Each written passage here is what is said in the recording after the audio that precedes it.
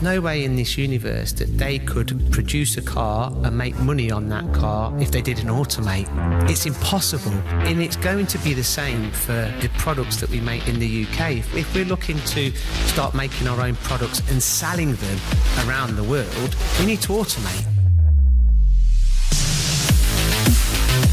Welcome to the MTD Podcast. I'm Giovanni Albanese, hosting today's show, a passionate engineer and a very proud member of the MTD team. I'm really excited to be at the headquarters of Fanuc UK in Coventry, a £1 billion global organisation and world-leading supplier of automation, solution, machine tools and so much more. Today, I have the pleasure to be joined by three special guests. Firstly, Dan Fisher, Partner Sales Manager at Fanuc UK. Welcome to the MTD Podcast, Dan. Hi, nice to meet you. Nice to meet you too, and I can't wait to start learning about your position here at Fanuc. We've also roped in another guest onto the MTD Podcast, Joe Bailey from MTG, Machine Technology Group. You're exhibiting this week at the Fanuc Open House. A pleasure for you to be on the MTD Podcast, Joe. Thank you. I'm happy to be here. And again, I'm looking forward to learn about what you do and about yourself too. Joe, thank you very much. And finally, another Joe, my partner in crime, Joe Reynolds. Welcome Greetings. to the MTD Podcast, Joe. You well? Very well. It's been a great week so far. Fantastic. Looking forward to this. It's just been absolutely brilliant. Before we start and get into this podcast, this podcast obviously is about automation, the reasons why we need to automate in the UK to remain or to become competitive globally and all the different solutions that are available. Dan, really, before we start this podcast, I want to start with you. Can you tell our listeners a little bit about you, why you got into engineering and about your role at Fanuc? Yeah, so I actually got into engineering straight from school, done an apprenticeship, and then I kind of moved from kind of mechanical, kind of manual processes into automation after my apprenticeship.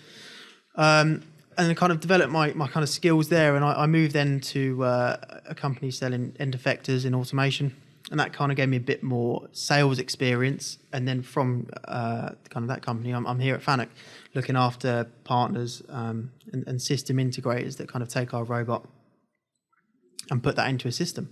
Integration is a big part of this podcast and something we want to discuss in a lot more detail. Now, Joe, I had the privilege of meeting you earlier on, actually. Didn't know that you were going to be on the podcast today, but Neither did I at that point. but I did say that you made the best quote of the day so far, and that did regard that was in relationship to integration. Now, Joe, again, can you tell our listeners a little bit about you, your company, and why you got into engineering?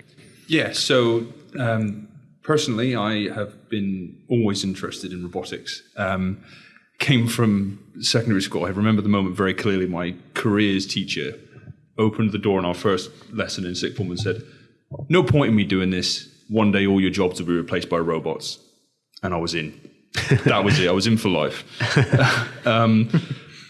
Through Plymouth University robotics course, through a master's, and then straight into Autotech robotics. Then through service engineer into engineering manager, and now since we were taken over sounds a bit aggressive, but my old managing director retired and then MTG took over the business and I progressed into the operations manager. I now run the day-to-day of Autotech, overseeing all of our system sales and, generally keeping the company going. And Joe, this is only the second day that we've been here, MTD. We're covering this event all week, and some of the highlights for you so far, Joe. I mean, our first subject will be integration, but there's so many exhibitors here. I think between 40 to 50 exhibitors, I believe, all demonstrating a different automated solution. What's the highlight that you've seen so far? Oh, it's a good question. It's so diverse, isn't it, automation now? The big thing for me, and I'm going to avoid the question really, but the big thing for me is literally to limit your imagination now. The robot will do whatever you tell it, whether it's integrated into a machine tool, or it's standalone from a machine tool, or a molding machine, or it'll do anything you tell it to. I do like the the automation system on the robo drill just outside this door here. But then there's the cobot that's over by the washing machine. That's a good idea as well. But to be honest, I could name 20, but it's the limit to automation is your imagination. That's apparent here at Fanuc. And I think what also is apparent is that the amount of people that have turned up all looking for a solution, because I think that finally these barriers to entry have started to be being broken down. And I think that the adoption to automation is finally being realised that you need to automate to remain competitive. Now, Dan, your title, partner sales manager, how important is collaboration with partners such as Joe at MTG to provide a successful solution to your clients? Yeah, it's vital to getting Fanuc robots into the market. People like Joe, Autotech, and many other kind of system partners that we have, they seem to specialise in certain areas as well. We have kind of integrators that are very good at welding. We have integrators that are very good kind of when it comes to laser systems. So what it means is that the Fanuc robot can be used to its full potential within the kind of industry that it's planned to be in. And it means ultimately I'm making sure, or Fanuc are making sure that robots are being used correctly and, like I say, efficiently. When we look at the Fanuc robot, like you say, you're one of many. What are you best at? Do you think you're welding, or maybe pick and place, or maybe some extrusion onto a plastic part in the automotive industry? Is there anything where you look at it and go, that's Fanuc, that's us all over? This sounds really cliche, but that is purely down to how good the person is who's designing the system and programming it. Fanuc robot will do anything within reason that you want it to do. And look, and as will many robots. But it's about people like Fanuc making sure we have the right partners on board to like I say, and I'm going to emphasise it, to making sure you get the best out of that robot and you are using it as efficiently as you can. There can't be many people who've got a facility like this in Anstey Park, and for people that haven't been here to Fanuc UK, it's astounding. You need to come. But just is that a big part? Like you say, your robots are good, but there's some other good robots out there. Maybe it's about the people in the building as well. Yeah, absolutely. We have, our technical support is second to none. And I think it's worth saying that, look, there are technical differences between products and different people's products, but I think a big difference is us. Fanuc will maintain kind of parts for the lifetime of that product, and you decide how long that lifetime is. It's a real lifetime.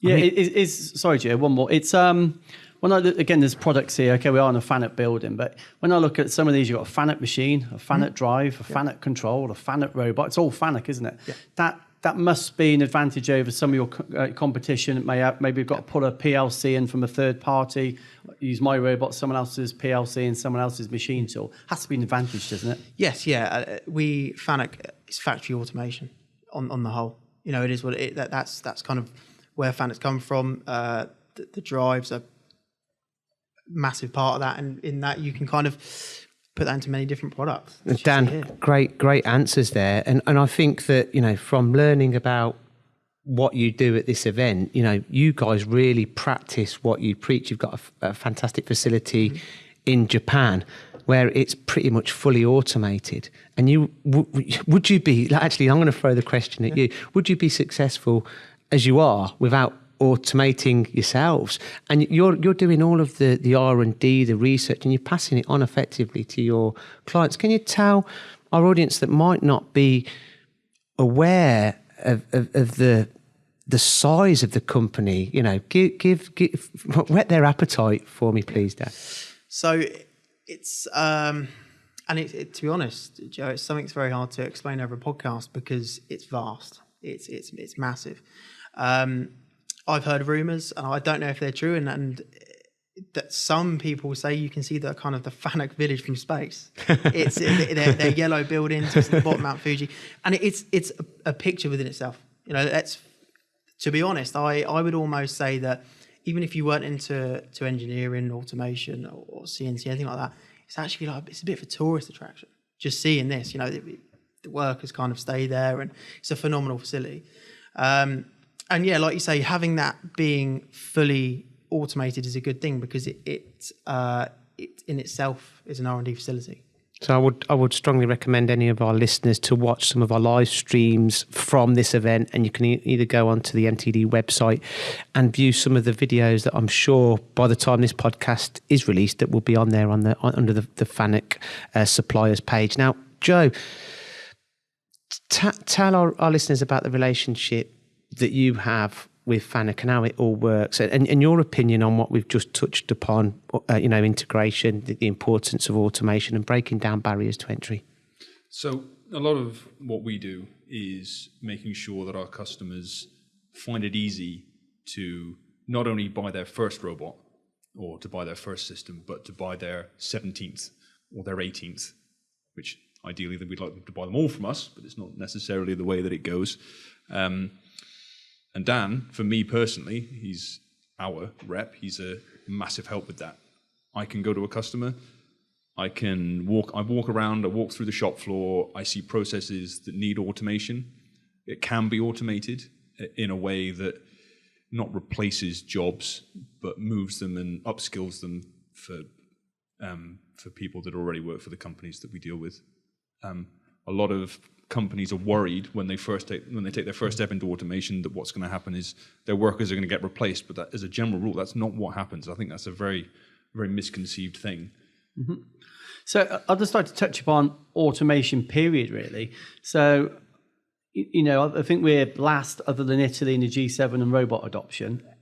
Why is that, and what can we do to help? If I come to you first, Joe, why aren't, and I do believe people are, but we're just so far behind in robot adoption. Why is that? I think it's a real British thing to stick with tradition. And I think a lot of machine shops, and I think a lot of smaller SMEs, I'm not talking about the Jaguar Land Rovers and the Siemens and the car manufacturers, but, small to medium enterprises specifically, everything's done the way it's done because it's the way it's done. And it's the way we as a country, tend to think. And changing the minds of people to bring them into automation for the first time is a difficulty that we do deal with. Even saying, okay, I can automate that for you, and in 2 years you'll see a reasonable return on that. It's still difficult to say to someone, okay, but that means I've got to change the way that I do it. And if someone's not willing to do that, then there's nothing you can do. You're not going to be able to sell them the system. I think it's an absolutely fantastic point that you've just raised there. I think that people get used to doing things in a certain way. I think COVID has accelerated, in my opinion, automation. The realisation that, bloody hell, I do need to automate. And I think the analogy that you've used, we look at the sliding head industry, don't we, Joe? And you wouldn't imagine a sliding head machine not having a long bar feeder on that machine. It's just standard. It's in their head, and the automation is attached to that machine tool. And I think that, due to a lot of work in the UK, people are finally starting to think about automation and think about, I'm going to buy a new machine tool and I do need automation on it. And you mentioned the car manufacturers, again, a great analogy. There's no way in this universe that they could produce a car and make money on that car if they didn't automate. No. It's impossible. And it's going to be the same for the products that we make in the UK. If we're looking to start making our own products and selling them around the world, high volume work as well as low volume work, we need to automate. It's as simple as that. And we can do it. We've got the skill levels, and it's just a case of breaking down them barriers to entry and educate. It's about education, isn't it, Joe? I think it is. But you've got this divide, I believe, from CEO, board level managing directors, owners of businesses, if it's an SME potentially, and the shop floor. I think you need to sandwich it, don't you? You need to go from the top and the bottom. I think people on the shop floor potentially see it as a job loss opportunity. If I've got 10 machines and I've got a person manning each machine and I want 2 robots, does that mean I potentially could lose my job? We all know that's not that's not true. There's a lot of statistics out there that show it actually grows employment. But I think that's the one issue. And from the top going down, I think finance is an issue. Banks don't particularly like automation at this moment in time. Finance houses don't. I think that's something that needs addressing. But to be honest, if we sat here in 5 years' time and we're having the same conversation, UK manufacturing as a whole will be in a bit of an issue anyway. I completely agree, and I think that if you don't automate, that the companies will go bump. There won't be a company there because you're not going to be able to remain competitive. Confidence. I think that's the key word we're missing here. Word, Is confidence. The amount of times that I've seen robot systems go in and from the shop floor to the board, they all say we should have done this quicker. Can we buy another one? Well, you just mentioned once they've bought their first, they just keep buying and that's a perfect example. And I think that's a big thing as part of my role is making sure that we have the right partners on board that instill confidence in the end user. And there's been some poor kind of advertising of robots in our industry. And I think bringing on good partners that instill confidence, they install systems that work reliably, and they kind of give the end user what they want is key. And that is the key to growing automation. Yeah, there's a book, isn't there? Robots are going to take our jobs and I cannot wait, or something it's called, isn't it? Because predominantly most of these robots are doing jobs that presumably you don't go to school or college to load a machine tool or to do necessarily welding, do you? So if you go further up the food chain, if you like, it's more prosperous, more money potentially, a more creative job. To me, I don't know why you'd be scared of a robot personally. No, I mean, and I've read articles about the past about when the kind of computer was kind of really starting to make its name and how it would ruin jobs and take jobs, and now I think every industry is built off a computer. I think that personally, as you mentioned, Joe, I think that by introducing automation, you're upskilling the engineers, and you've got a lot of skilled engineers doing manual tasks where they'd be better placed doing skilled tasks, doing more creative tasks. They're wasting their time doing a manual task that a robot can do. That's just crazy. The only commodity, the most precious commodity we've got is time, something you can't get back, and the robot is saving time. It's enabling the skilled engineers to create a process. Let the automation and the technology do the process, look after the process, and let the engineer do what the robot can't do. You are kind of you're at the front line. It's all good and well, MTD talking about automation, but can you give us some examples of how you break down these barriers to entry that we've been discussing, Joe? Yeah, well, something we've been focusing on as a company for the last year is making sure that first step is not gigantic. I mean, we can quote systems to our ongoing customers to automate complex processes that can cost upwards of £250,000. If I drop a quote like that on the desk of someone that owns a machine shop that's got 5 staff on it, he's never going to have, as Dan says, the confidence to take that step, because he's going to be terrified of the risk.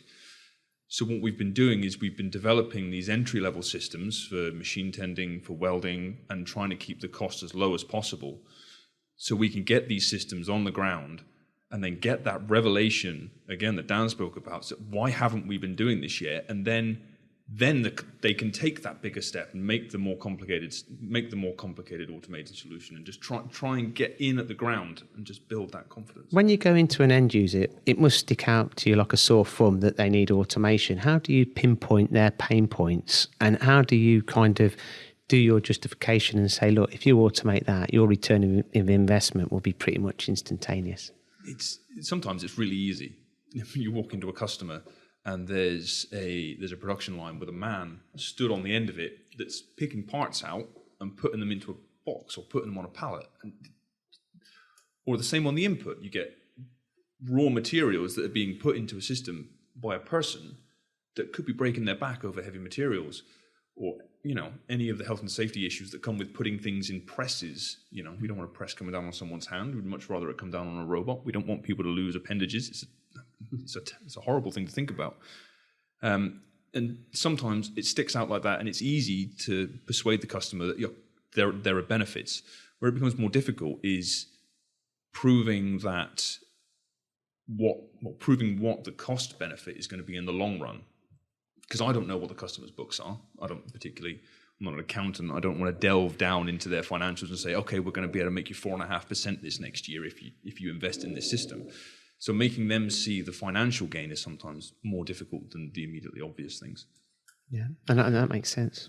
Yeah, the two big things for me I see changing, well, it's happening now, it's becoming more and more apparent, is cobots, collaborative robots are coming more and more in the forefront, aren't they?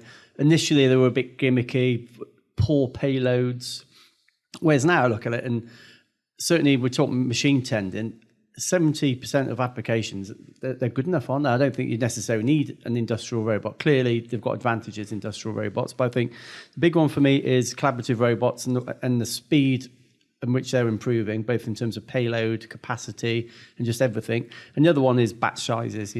It's how many times you hear it? It's, I didn't do enough. My average batch size is 20, it's 40, it's 50, whatever it may be. It doesn't matter anymore, does it? Batch size, okay, if you're doing 1 million off, clearly that's quite easy to calculate the return on the investment. But I think the money is automated in low volume. That's where the money is for manufacturers. Yeah, I think it's an area that previously maybe hasn't been explored as well as it is now.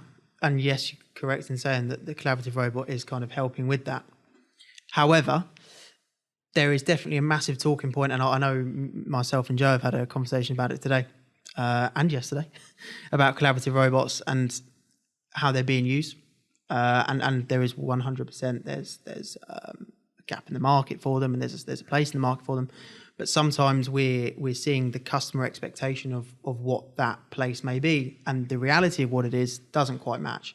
And again, that's about installing confidence and educating kind of people that are using them. I think it's a really good point again, because it's application specific, isn't it? You don't want to kind of put the wrong product in just because of a price point, but because then they'd never automate again because it wouldn't work for them. So it's making sure that they get the right solution for their application, whether that's collaborative or industrial. Is that a fair assumption? Yes, I think one good thing that a collaborative robot, one of many good things that it does offer is flexibility. If someone's new to automation, what a collaborative robot can do is it means that you can change that automation process months down the line.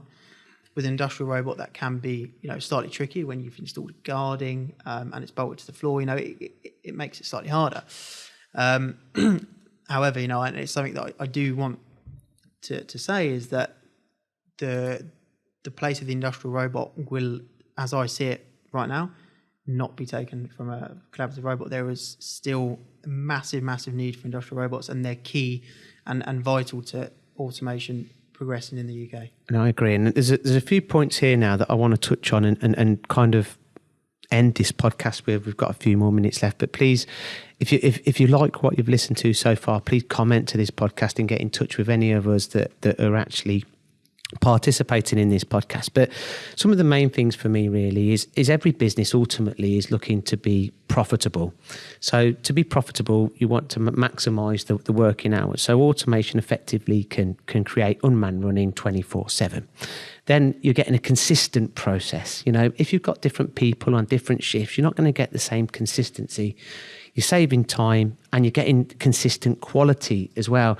We're also at this particular show, Dan, which I really like, is automated inspection. Again, something else that, people don't really consider.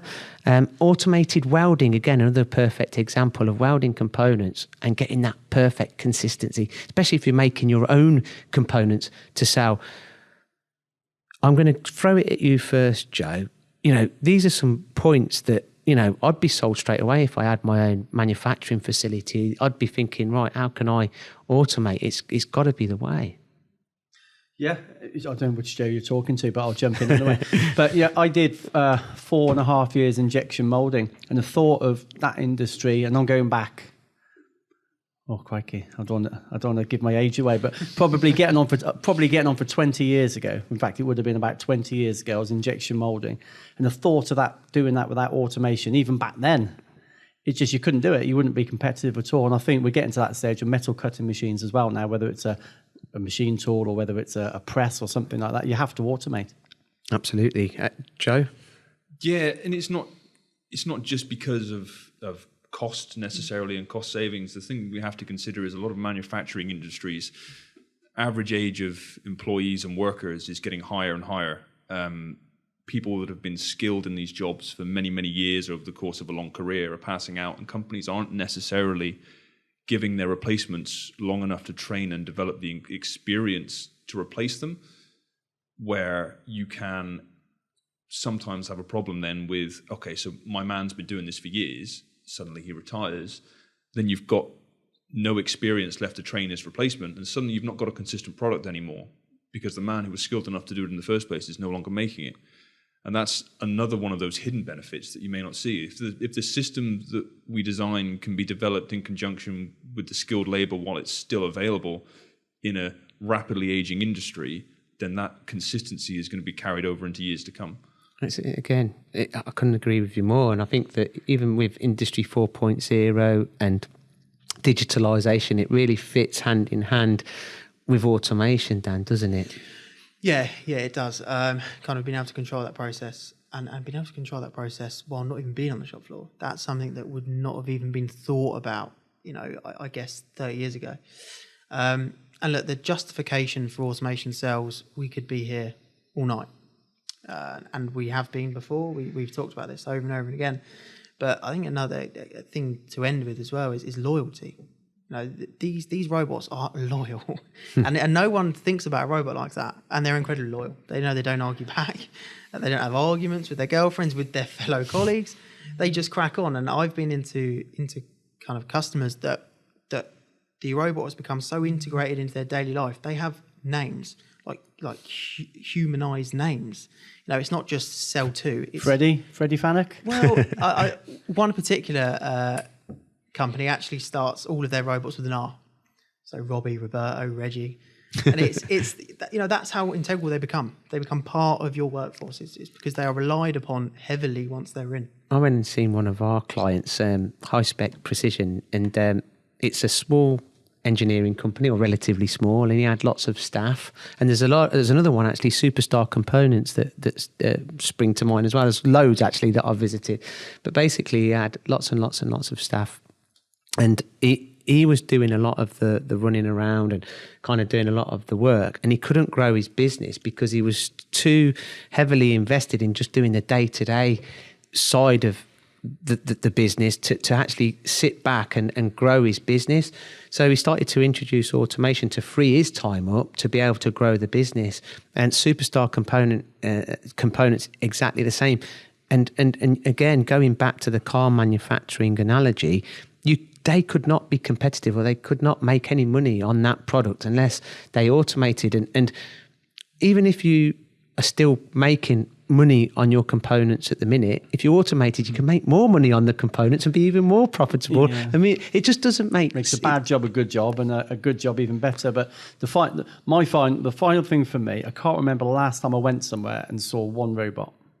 It doesn't happen, does it? Because you get one, and it's just part of your business. It's soon within a week of thinking, when can I justify my next one? Why haven't I done this before? Yeah, the penny drops, and we go back in and again and again and again, reviewing these installations, and proof's in the pudding, isn't it? I think there's fear factors out there. I think there's a famous Chinese saying that the best time to plant a tree was 20 years ago, and the second best time is now. Yeah. No, it's that's a good point. I like it. And in 5 years' time, you'll say, should have done it 5 years ago. I'm going to use that. we keep saying that about them shares, don't we? We were talking. I wish I'd have bought them Tesla shares last week, or would have bought Bitcoin. I think the final point I want to make is it's not just about making more money on the things that you make at the moment.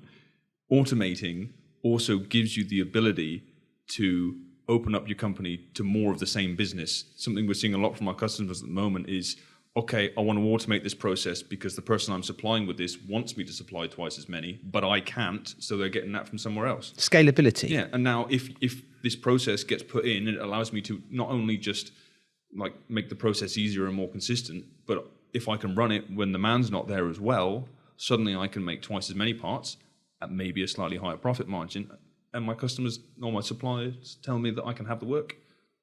Absolutely. My mind boggles. I don't understand why people aren't doing it. Yeah, Gio, they need to do it. Well, I think they need to kind of come and visit events like this. I think that it's not a gimmick. You need to automate if you're in the manufacturing industry, whether you're doing low volume or high volume. If you want to grow your business, you need to automate, and you need to consider automation when making any investment. Guys, it's been an absolute pleasure talking to you about these subjects. Dan, any last thoughts? No, I think we've covered quite a bit. One thing I would say is if you are interested in what you've heard today, do get in touch. There's loads of different channels to kind of get into automation through the partners, through Fanuc itself. Give us a call and we'll guide you in the right direction. Joe? Yeah, I mean, I don't want this podcast to go on 3 hours, so I don't really want to say anything else. But just the points that we've made, it seems silly not to do it. I know, I if agree. You're listening to the podcast, you don't have any robots, just go and buy one and just get the confidence that you need to automate your entire process. And I'm off to buy a robot, Gio. No, I might buy one too to do my hoovering up. Them robots, I'm definitely going to invest in one of them. But I mean, if you haven't attended this or you didn't attend the Fanuc open house, and I know that you've had kind of full registrations, Dan, I believe that the showroom's open to anyone that wants to visit, and there'll be someone at hand to talk you through the many solutions that they offer themselves or through their integrators or together. And we touched upon, automation in metrology, in welding, in machine tending, in the food industry, aerospace industry. Like we mentioned, we can automate absolutely everything, and I think it's an integral part to our future, to UK's future, if we want to remain competitive globally. I really hope that you found this MTD podcast interesting. Until next week, the MTD Podcast. Thanks for listening to the MTD Podcast. If you found value in this episode, please subscribe and leave a rating and review. Find more episodes on mtdcnc.com.